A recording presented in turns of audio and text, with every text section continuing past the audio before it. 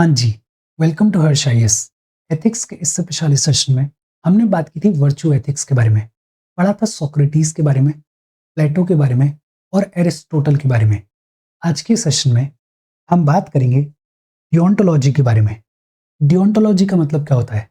डियोंटोलॉजी is basically duty based ethics. Deontology के अंदर rules are absolute. For example, झूठ बोलना पाप है, तो किसी भी सूरत में, किसी भी सिचुएशन में झूठ बोलना पाप है। अगर आप झूठ बोल के किसी की जिंदगी बचा भी लो, तो ये जो डियोंटोलॉजी वाले लोग हैं, ये क्या कहेंगे? ये कहेंगे कि आपका ये जो एक्ट है, ये इमोरल है, बिकॉज झूठ बोलना पाप है। ये जो डियोंटोलॉजी वाले लोग हैं, इनका फोकस आउटकम के ऊपर नहीं होता है, इनका फोकस रूल्स के ऊपर होता है। ये जो डियोंटोलॉजिकल अप्रोच है, इसके तहत एक बड़े प्रोमिनेंट फिलोसोफर हुए जिनका नाम है इमैनुअल कांट। आज के सेशन में हम बात करेंगे इमैनुअल कांट के बारे में। हम पढ़ेंगे कांटियन एथिक्स के बारे में। देखो, वेस्टर्न फिलॉसफी के अंदर can't is the greatest philosopher. In fact, अगर आपने नोटिस किया हो, तो कांट का नाम आपको ऑलमोस्ट हर एक डोमेन में देखने को मिलता है। एथिकल पॉइंट ऑफ व्यू से अगर बात करें, तो कांट का बैकड्रॉप क्या है, उसको थोड़ा सा समझो। कांट जो है मॉडर्न फिलोसोफर है। कांट के अराइवल से पहले एक ट्रांजिशन फेज देखने को मिला, एक मेडिवल फेज देखने को मिला। और मेडिवल फेज के दौरान कहा जा रहा था कि source of morality is religion, source of morality are customs and traditions. Kant जो है इसको चैलेंज करेंगे और कांट क्या कहेंगे? कांट कहेंगे source of morality is reason. लेकिन रीजन तक पहुंचने से पहले कांट के सामने कुछ फंडामेंटल क्वेश्चंस थे। वो फंडामेंटल क्वेश्चंस क्या थे? एक फंडामेंटल क्वेश्चन ये था कि what is the meaning of goodness. अगर गुड नाम की कोई चीज है, अगर शुभ नाम की कोई चीज है, अगर गुडनेस नाम की कोई चीज है, तो सवाल यह है कि what is the meaning of goodness. तो पहला सवाल कांट के सामने क्या था? व्हाट इज द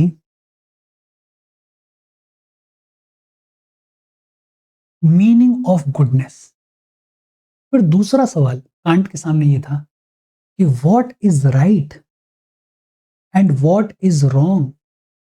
अगर दुनिया में कुछ राइट है और कुछ रॉन्ग है, तो क्या राइट है?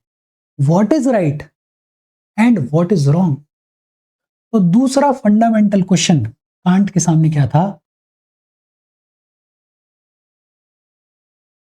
What is right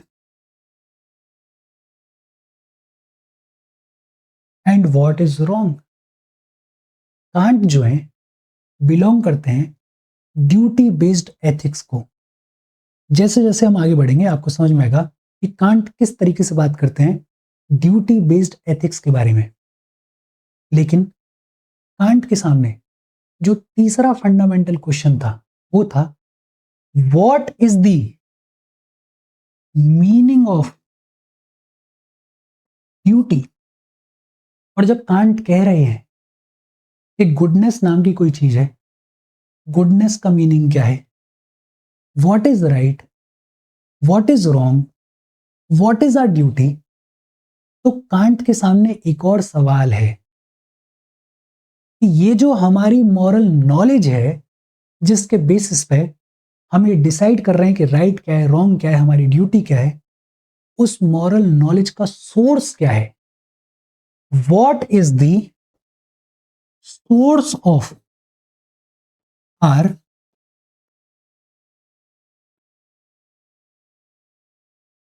moral knowledge. ऐसे कई सारे एथिकल क्वेश्चंस कांट के सामने थे और कांट के एक कंटेम्पररी हुए जिनका नाम था रूसे।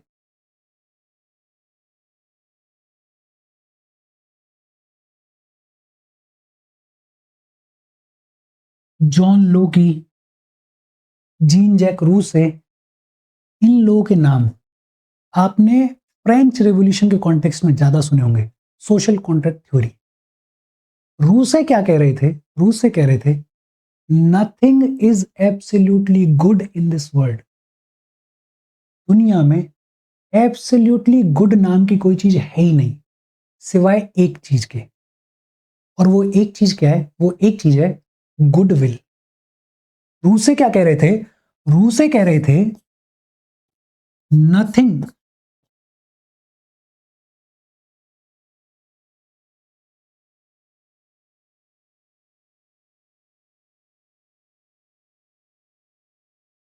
Is absolutely good in this world सिवाय एक चीज के, एक्सेप्ट वन। और वो वन क्या है? वो वन है गुडविल। और कांट जो है वो इस कॉन्टेक्स्ट में रूसे से इंस्पिरेशन ले रहे थे अपने कंटेम्पररीज को। कोई भी फिलोसोफर, कोई भी थिंकर, कोई भी साइंटिस्ट पढ़ता है, उनको या तो रिफ्यूट करता है या उनसे इंस्पिरेशन लेता है। इस कॉन्टेक्स्ट में कांट जो है वो इंस्पिरेशन ले रहे थे रूसे से। तो कांट के सामने एक सवाल ये भी था कि what is good and what is goodwill. ऐसे कई सारे fundamental questions, ethical questions can't के सामने खड़े हुए थे। और इन क्वेश्चंस को आंसर करने के लिए कांट शुरुआत करते हैं वर्ड को दो में डिवाइड करके। कांट ने क्या किया? Can't divided the word into two. Can't ने वर्ड को दो में डिवाइड कर दिया। कौन कौन से दो में? एक को उन्होंने बुलाया नॉमिना। एक को उन्होंने क्या बुलाया? नॉमिना। और दूसरे को उन्होंने बुलाया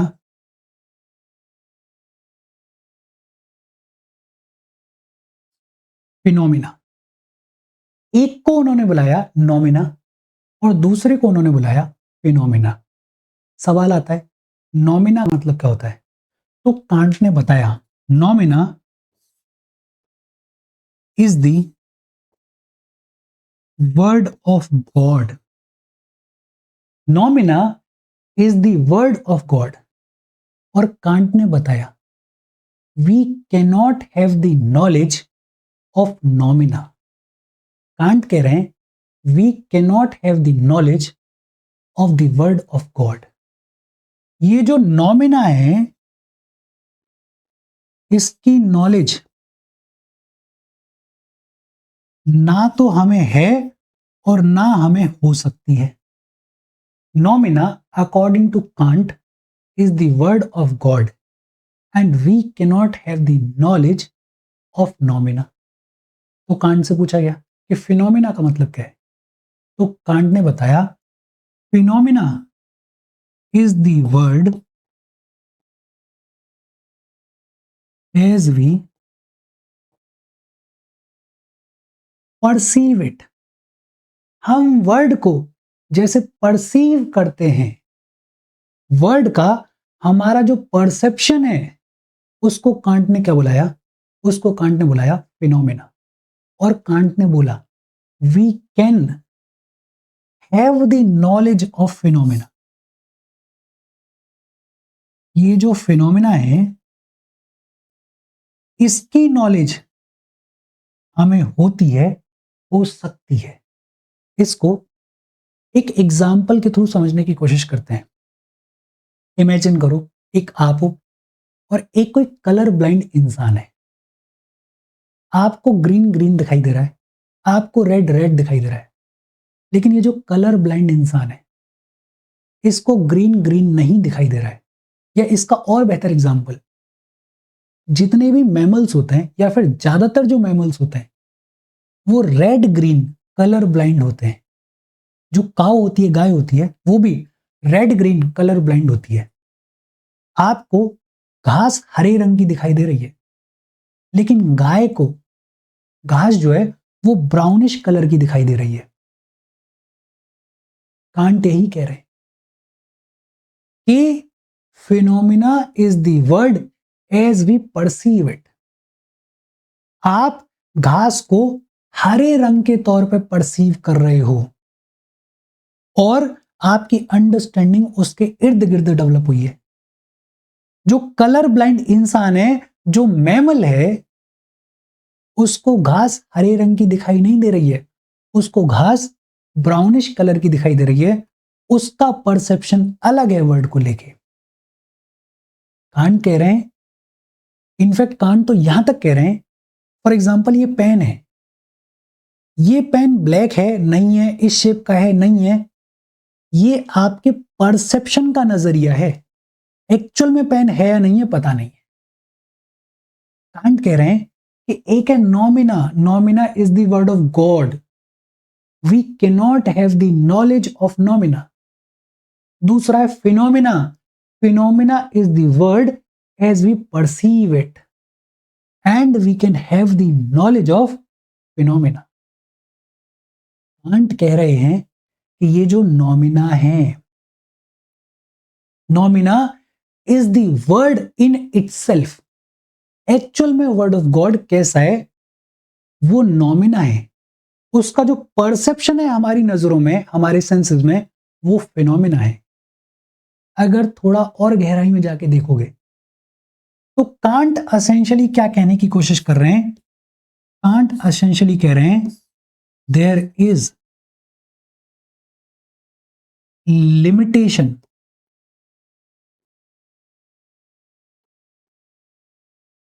टू ह्यूमन रीजनिंग। कांट क्या कह रहे हैं?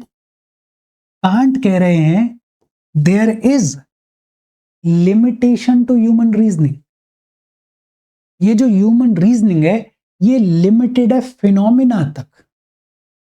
फिनोमिना के बारे में हमें नॉलेज होती है, हम नॉलेज गैदर कर सकते हैं।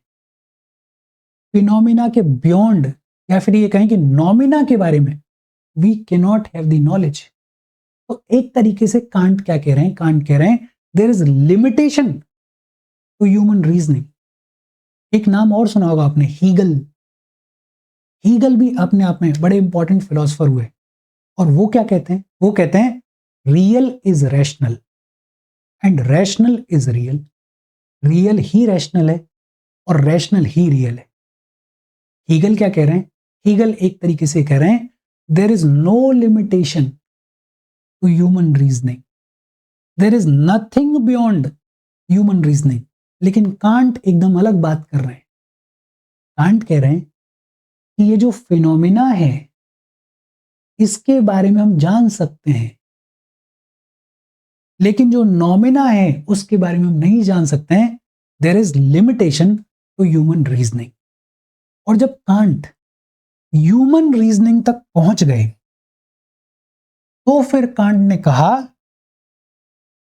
कि our ethics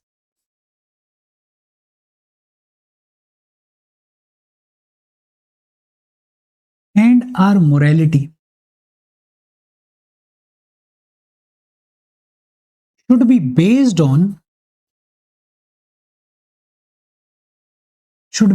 on reason. Kant पहले तो चीजों को लेकर आए ह्यूमन रीजनिंग तक। उन्होंने बताया कि भाई फिनोमिना नाम की चीज है, वहां पे हम ह्यूमन रीजन को अप्लाई कर सकते हैं। और फिर कांट ने क्या कहा? कांट ने कहा our ethics and morality should be based on reason. और बैकड्रॉप क्या था? मेडिवल टाइम्स, जहां पे कहा जा रहा था religion is the source of morality, जहां पे कहा जा रहा था customs and traditions are the source of morality. Kant उसको चैलेंज कर रहे हैं और कह रहे हैं कि हमारी जो एथिक्स है, हमारी जो मोरालिटी है, उसका बेस, उसका सोर्स रीजन होना चाहिए। तो कुछ लोगों ने बोला कि मालिक, आप पढ़े लिखे इंसान हो, आपकी बात मान लेते हैं। आपने कह दिया कि हमारी जो एथिक्स है, हमारी जो मोरालिटी है, उसका सोर्स रीजन होना चाहिए। लेकिन मैं तो पढ़ा लिखा इंसान ही नहीं हूं, मैं कैसे रीजन करूंगा? मुझे कैसे पता चलेगा कि क्या सही है क्या गलत है? तो कांट ने एक बड़ा प्यारा सा स्टेटमेंट दिया। और कांट ने क्या कहा? कांट ने कहा, we are all born with reason. We are all born with reason. और यहां पे कांट जो है वो कुछ कुछ सोक्रेटिस की लाइंस पे बात कर रहे हैं। सोक्रेटिस ने क्या कहा था? सोक्रेटिस ने कहा था कि नॉलेज तो सबके अंदर होती ही है, टीचर का काम होता है उसको रियलाइज करवाना। कुछ कुछ उन्हीं लाइंस पे कांट बात कर रहे हैं और कह रहे हैं कि we are all born with reason। एक तरीके से Kant in some sense is talking about intuition।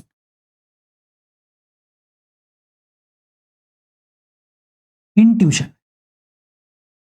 Can't क्या कह रहे हैं? कांट कह रहे हैं कि हमारे अंदर एक इंट्यूशन होती है। We are all born with reason. एक ऐसी इंट्यूशन जो कि हमें बताती है कि क्या सही है क्या गलत है। और ये जो स्टेटमेंट है ये कुछ हद तक आपको सही भी लगेगा। फॉर एग्जाम्पल, कोई छोटा सा बच्चा है, कद्दू सा, उससे अगर कुछ गलती हो जाए, जैसे उसने एक कोई कांच का ग्लास है वो तोड़ दिया, गिरा दिया या दूध फैला दिया, उसके बाद उसका बिहेवियर नोटिस करो। ओवर रिएक्ट करेगा, ओवर खुश होने की कोशिश करेगा, हंसने की कोशिश करेगा, अपनी माँ को रिझाने की कोशिश करेगा, माँ के पैरों से पल्लू से लिपटने की कोशिश करेगा, माँ को प्यार करने की कोशिश करेगा, बिकॉज उसको पता है कि उससे कुछ गलती हो गई है। अगर अब प्यार नहीं किया, अब चीजों को नहीं संभाला, तो मार पड़ सकती है। कांट शायद इसी रेफरेंस से बात कर रहे हैं कि we all are born with reason.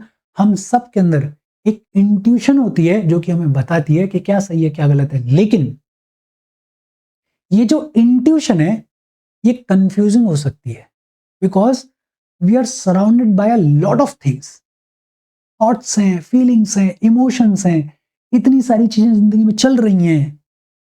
तो ये जो इंट्यूशन है ये कभी कभी कंफ्यूजिंग हो सकती है। कंफ्यूजिंग हो सकती है इसका मतलब क्या है कि हमें क्लैरिटी के साथ में शायद पता ना चले कि इस पॉइंट ऑफ टाइम पे, इस सिचुएशन में क्या सही है क्या गलत है। तो कांट कह रहे हैं चिंता मत करो, मैं तुम्हें सॉल्यूशन प्रोवाइड कर रहा हूं। और वो सॉल्यूशन क्या है उसके बारे में देखेंगे। अच्छा, ये जो कांट कह रहे हैं we all are born with reason, इसको उन्होंने बुलाया ए प्रायरी। क्या बुलाया? ए प्रायरी। अब कांट यहां तक पहुंच गए, इंट्यूशन तक पहुंच गए, और ये भी कह दिया है कि ये जो इंट्यूशन है ये कंफ्यूजिंग हो सकता है। और इस कंफ्यूजन को दूर करने के लिए मैं आपको कुछ सॉल्यूशंस प्रोवाइड कर रहा हूं, कुछ कॉन्सेप्ट्स प्रोवाइड कर रहा हूं। और इसी बातचीत में कांट सबसे पहले बात करते हैं व्हाट इज गुड के बारे में। What is good? गुड क्या होता है? और कांट ने बताया there are two types of good. कौन कौन से? दो टाइप के गुड हैं। एक तो कांट ने कहा, एक होता है डिपेंडेंट गुड।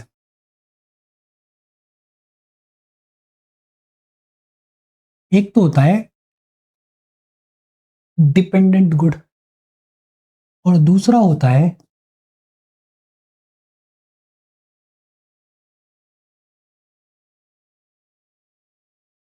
इंडिपेंडेंट गुड, एक डिपेंडेंट गुड और दूसरा इंडिपेंडेंट गुड। अब डिपेंडेंट गुड का मतलब क्या होता है, नाम से ही क्लियर है, which is dependent on something else to be good, which is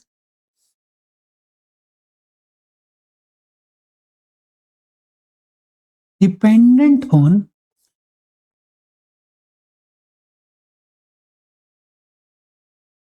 something else to be good is known as dependent good। और ये इंटरेस्टिंग है, कांट ने इसको बड़े अच्छे से एक्सप्लेन किया। देखो इमेजिन करो, डिसिप्लिन इज गुड और नॉट। अगर आपसे कोई पूछेगा तो आप में से ऑलमोस्ट हर एक इंसान बोलेगा कि डिसिप्लिन तो बहुत अच्छी चीज है, लेकिन कांट क्या कहेंगे, नहीं नहीं रुको भाई साहब, डिसिप्लिन गुड है या नहीं है ये डिपेंड करता है। इमेजिन करो, आर्मी को ट्रेन किया जाता है डिसिप्लिन के साथ में, डिसिप्लिन में रहने के लिए, और आर्मी का काम क्या होता है, लोगों को प्रोटेक्ट करना। लेकिन यही डिसिप्लिन यूज किया जाता है टेररिस्ट को ट्रेन करने के लिए, उस आदमी को ट्रेन करने के लिए जो कि हजारों लाखों मासूमों की जिंदगी लेने को तैयार है।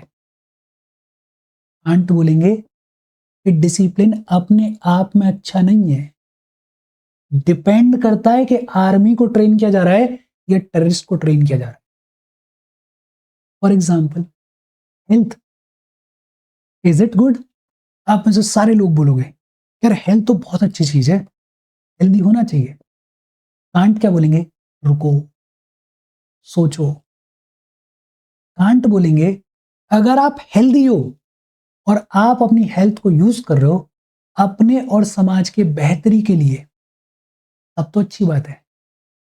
लेकिन अगर आप हेल्दी हो, बाहुबली हो, और आप अपने बाहुबल को यूज कर रहे हो लोगों को एक्सप्लॉइट करने के लिए, लोगों को सप्रेस करने के लिए, लोगों को मारने के लिए, दबोचने के लिए, दबाने के लिए, लोगों को परेशान करने के लिए, तो ये जो आपकी हेल्थ है ये किसी काम की नहीं है। तो health is a dependent good. एक और एग्जांपल ले लेते हैं, हार्ड वर्क।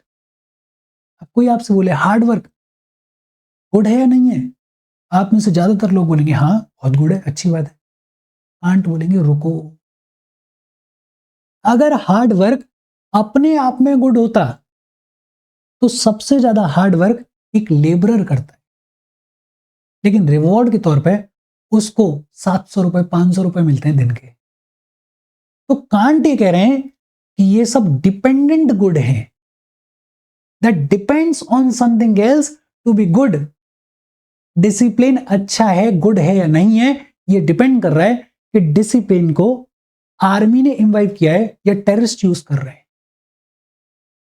तो एक होते हैं डिपेंडेंट गुड, दूसरा होते हैं इंडिपेंडेंट गुड।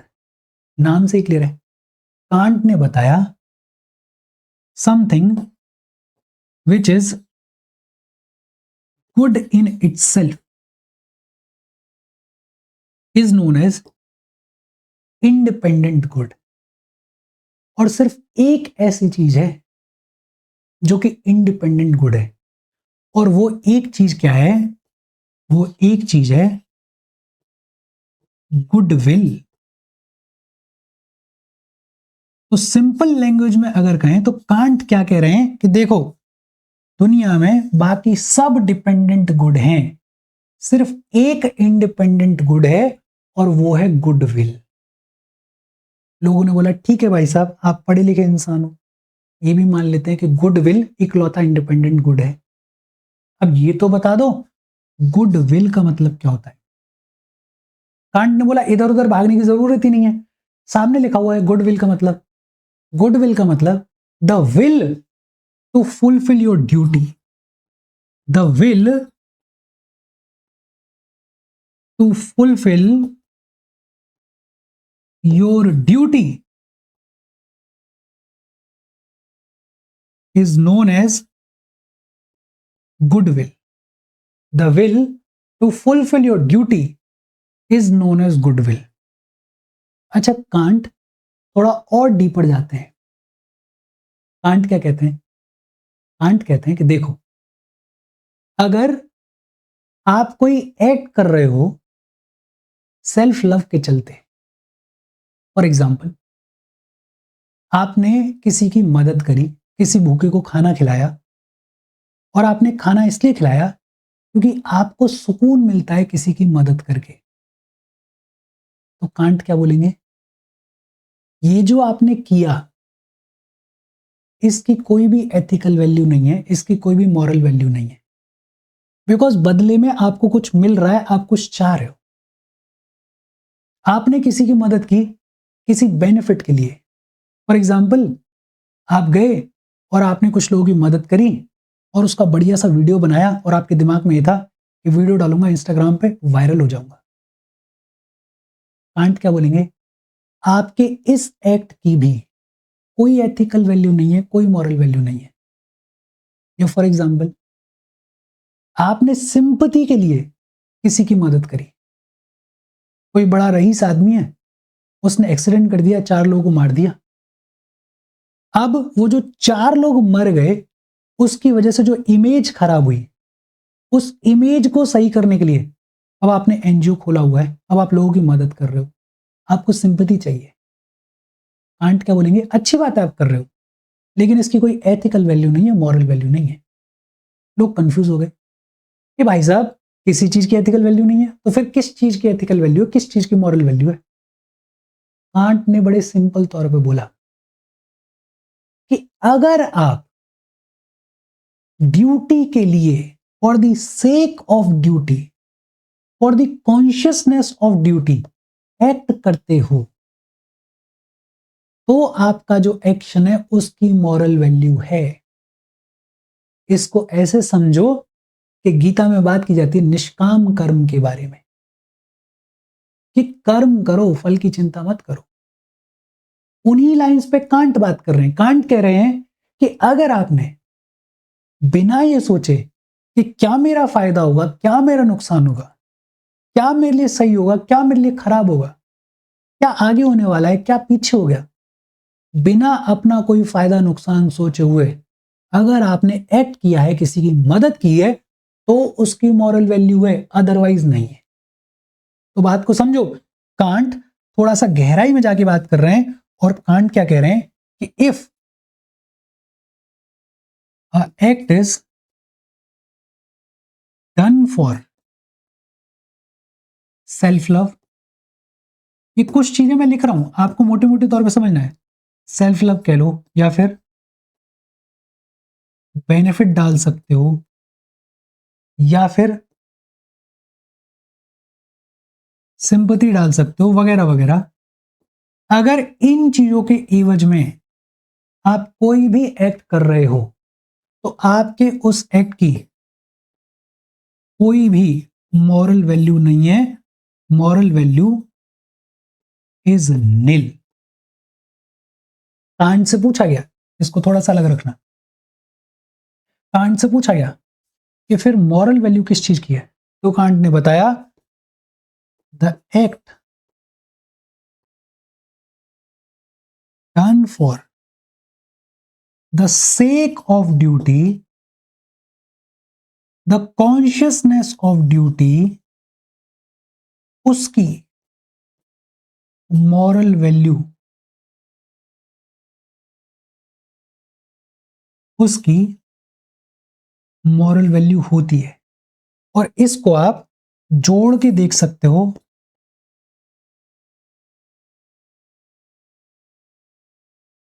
निष्काम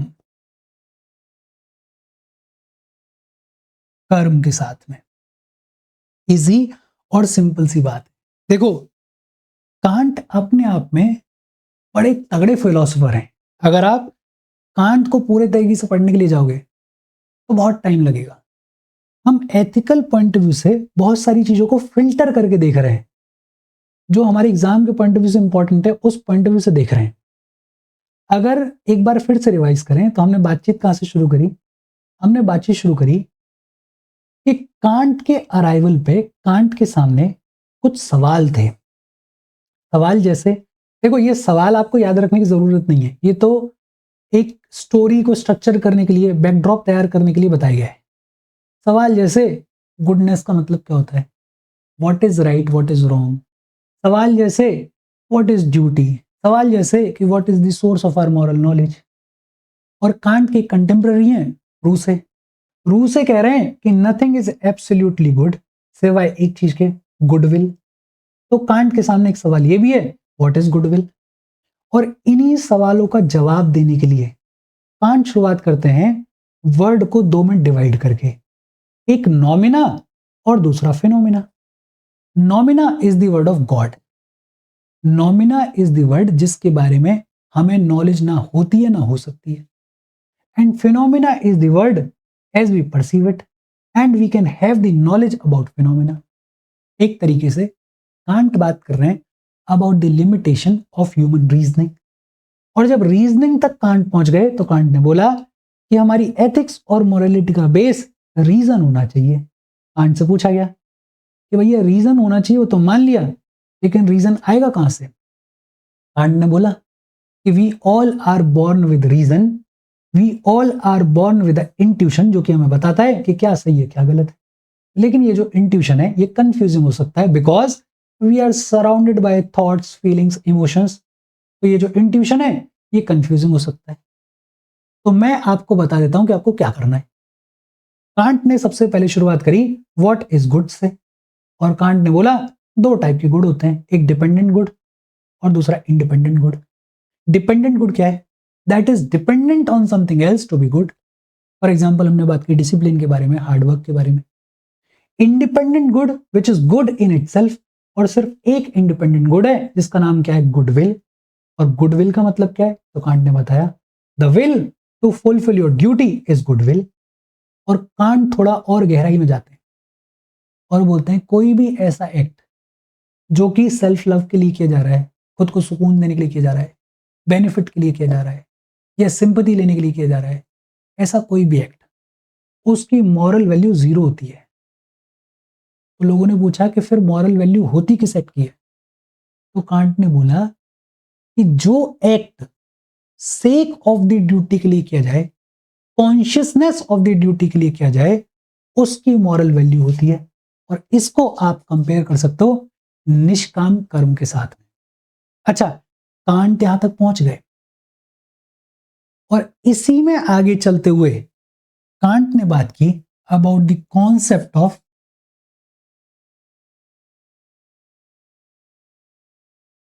कैटेगोरिकल इंपेरेटिव। इंपॉर्टेंट है ये अपने आप में। Categorical imperative. लोगों ने पूछा अब ये क्या नया तामझाम लेकर आ गए कैटेगोरिकल इंपेरेटिव।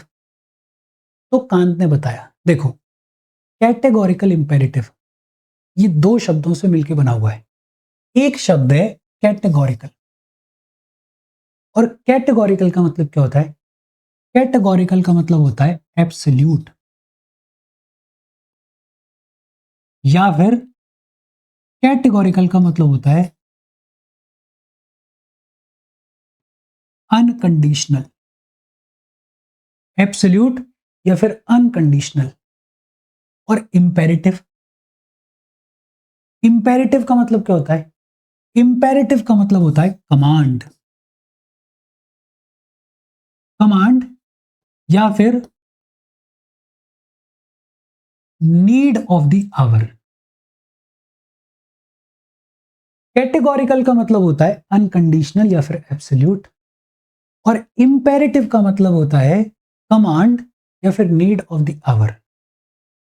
कांट से पूछा गया कि कैटेगोरिकल इंपेरेटिव का मतलब क्या है, तो बड़ा simple, unconditional command that comes from with in.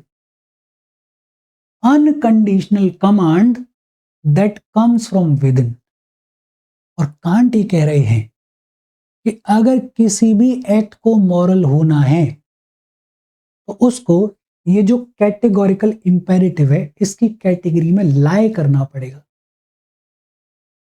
अगर आपने कोई एक्ट किया because of unconditional command which came from with in, तो वो जो आपका एक्ट है उसकी मॉरल वैल्यू हो सकती है। अब मैं कभी कभी ऐसे सोचता हूं कि जब कांट ये कह रहे होंगे कि अगर आपने कोई एक्ट उस अनकंडीशनल कमांड की वजह से किया जो कि आपके अंदर से आया, तो उसकी मॉरल वैल्यू हो सकती है। तो उस दौर में जो भी लोग रहे होंगे उन्होंने सवाल उठाया होगा कि यार एक इंसान ऐसा भी तो हो सकता है जो कि राक्षस किस्म का हो, जो कि एकदम वाइल्ड किस्म का इंसान हो, उस इंसान के अंदर से आवाज ही यही आ रही हो कि मुझे तो किसी का मर्डर करना है, मुझे तो चोरी करनी है। तो फिर आप कैसे डिफाइन करोगे उस एक्ट को, मॉरल कैसे कहोगे? तो कांट ने बड़ा खूबसूरती के साथ में ये बोला कि देखो, ये जो कैटेगोरिकल इंपेरेटिव है इसके 4 प्रिंसिपल्स हैं। There are 4 principles of categorical imperative.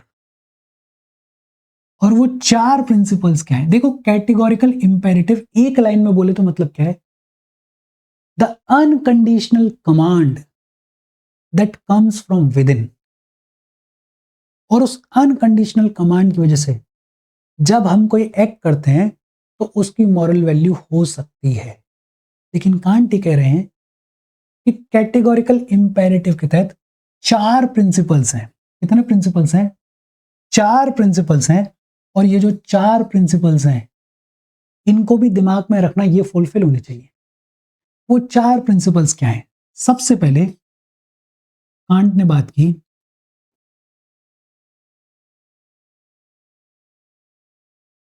Principal of universal moral law के बारे में। Principle of universality, universal moral law.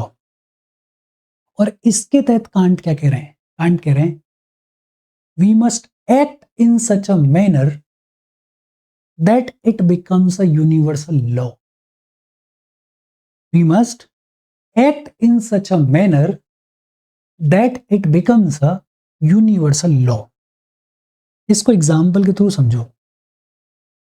Teleology वाले लोग हैं, टेलियोलॉजी वाले लोग जो कि आउटकम के ऊपर फोकस करते हैं, वो कह रहे हैं कि देखो साहब, झूठ बोलने से अगर किसी की जिंदगी बच सकती है तो उसको बचा लेना चाहिए, क्या दिक्कत है?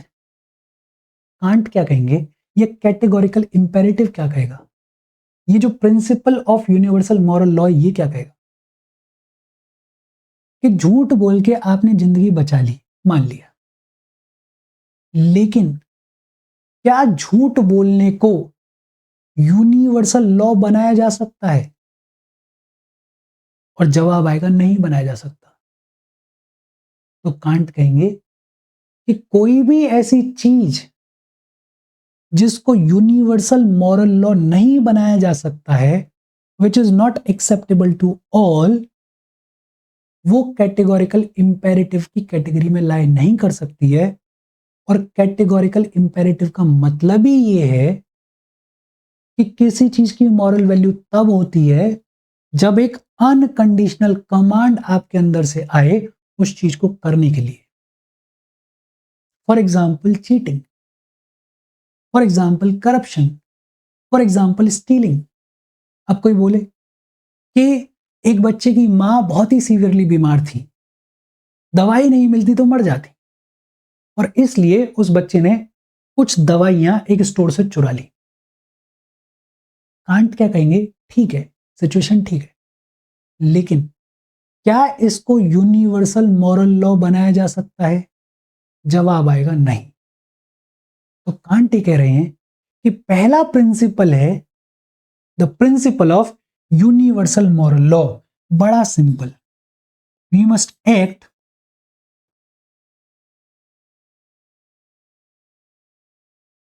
in such a manner that it becomes a universal law, या फिर दूसरे तरीके से कहें विच इज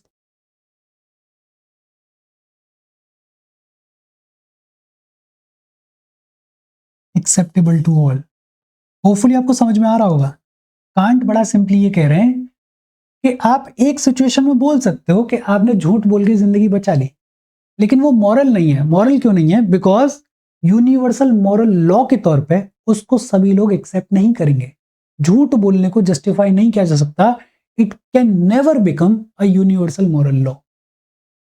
फिर दूसरा, कांट ने बात करी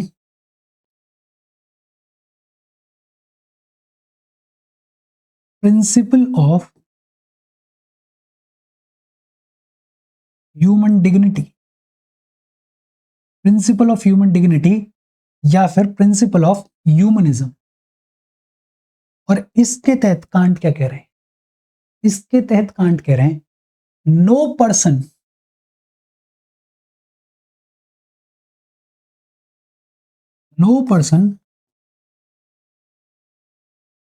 should be treated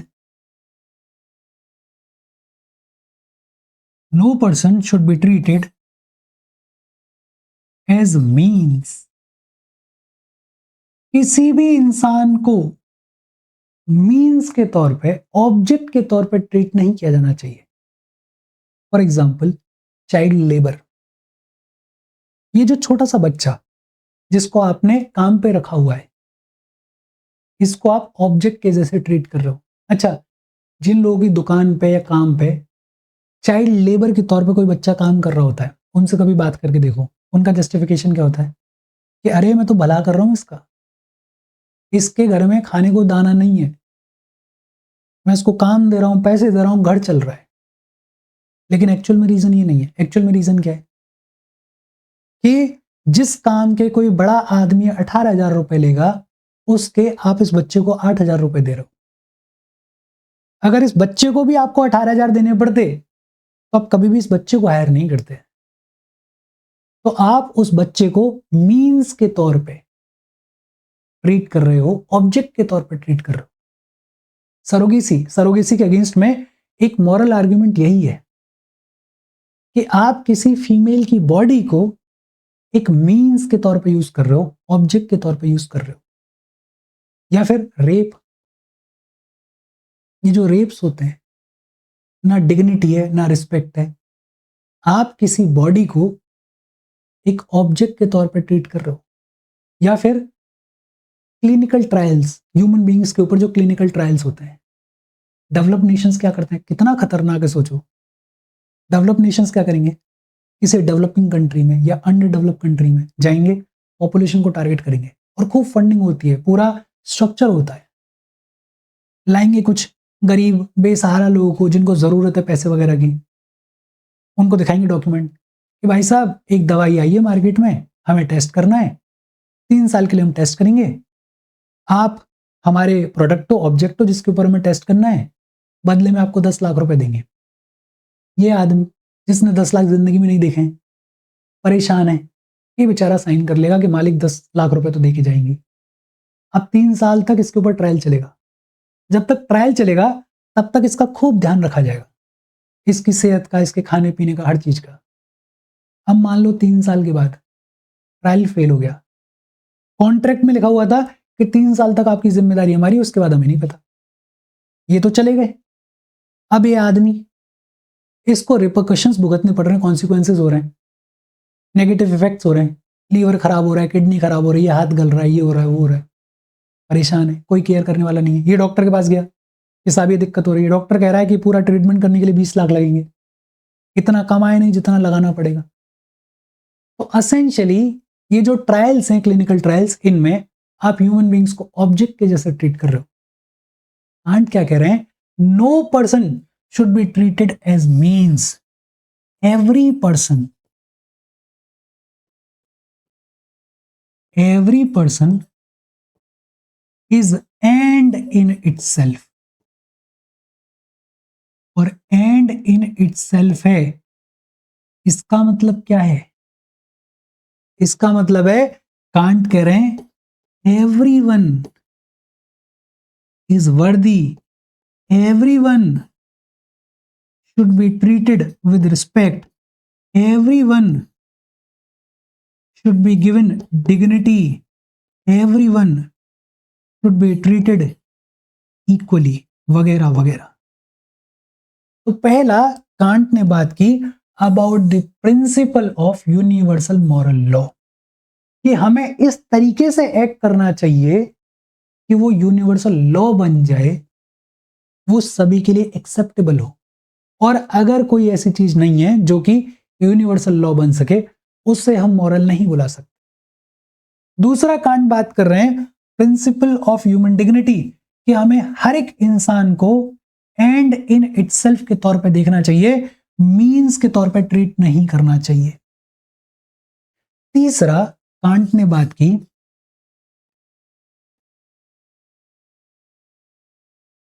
principle of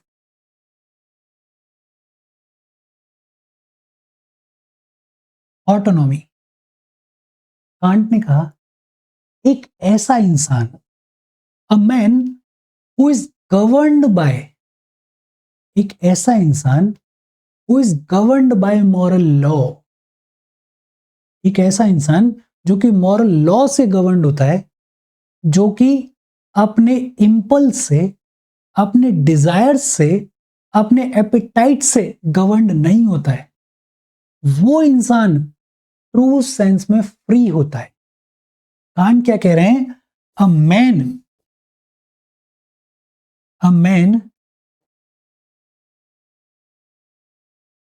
governed by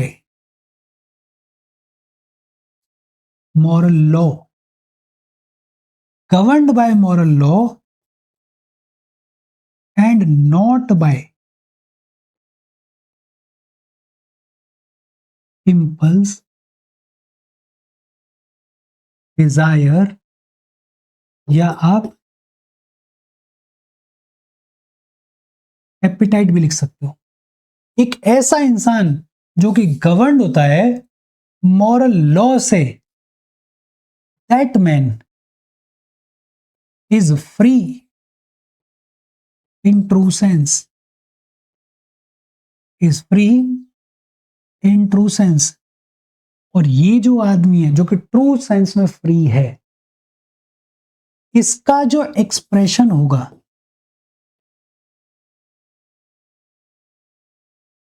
इसका जो एक्सप्रेशन होगा वो ट्रू सेंस में रियल सेल्फ का एक्सप्रेशन होगा, या फिर ये कहें कि इनर मोस्ट सेल्फ का एक्सप्रेशन होगा।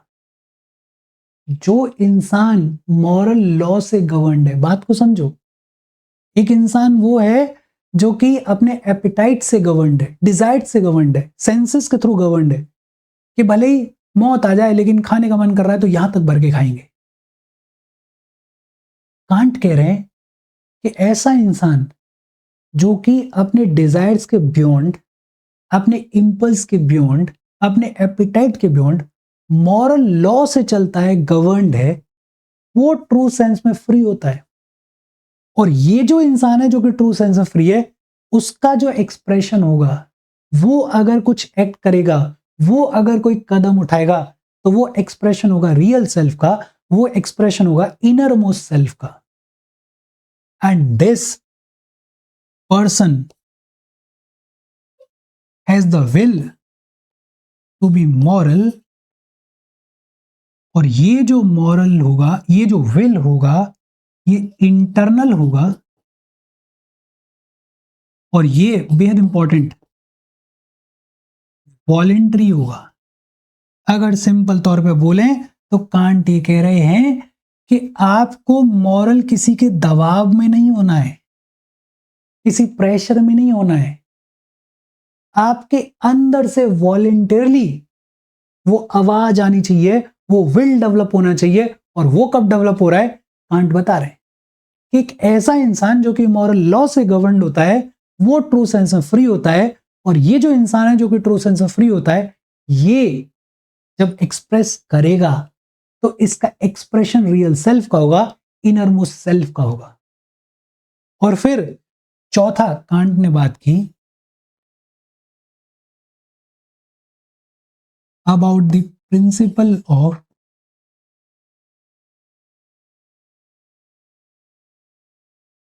Kingdom of ends.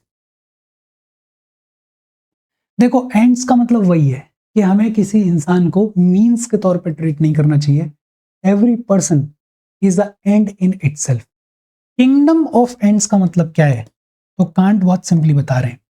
कांट बता रहे हैं कि देखो, when every individual, when every person is rational, Kant ने शुरू में ही बोल दिया ना कि we all are born with reason. तो जब सब लोग रैशनल हैं तो इसका मतलब क्या है? इसका मतलब है every person should take part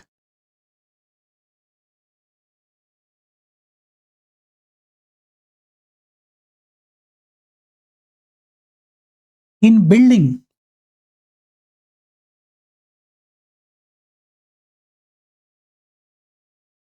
the moral law, the universal moral law।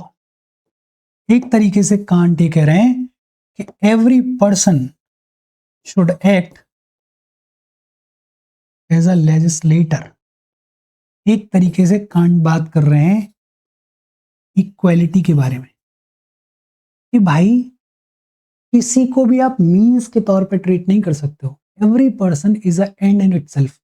और एंड इन इटसेल्फ में एक इंपॉर्टेंट चीज क्या है कि सबको इक्वली ट्रीट किया जाए।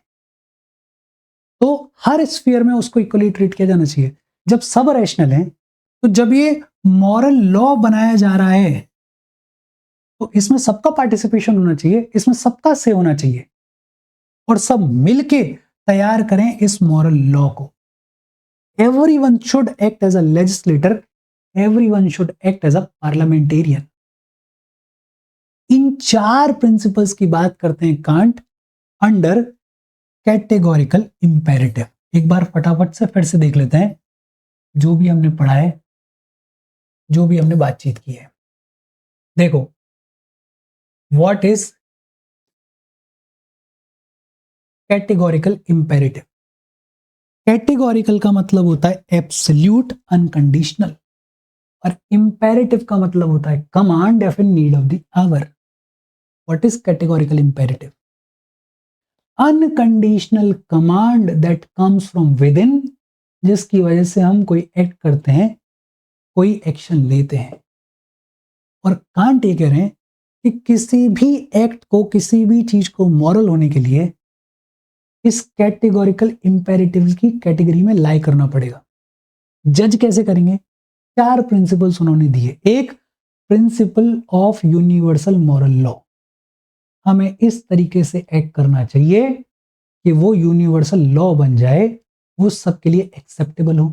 दूसरा, principle of human dignity, no person should be treated as means, every person is a end in itself.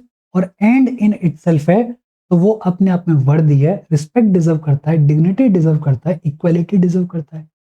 तीसरा, प्रिंसिपल ऑफ ऑटोनॉमी, एक ऐसा इंसान जो कि मॉरल लॉ से गवर्न होता है, जो कि अपने इम्पल्स से, डिजायर से, एपिटाइट से गवर्न नहीं होता है, वो ट्रू सेंस में फ्री होता है।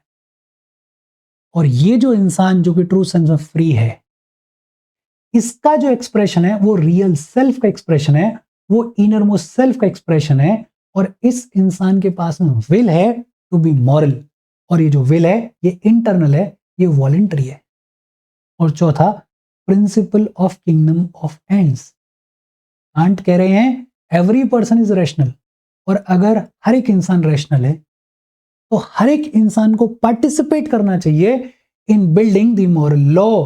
Every person should act as a legislator. Basically Kant बात कर रहे हैं इक्वालिटी के बारे में।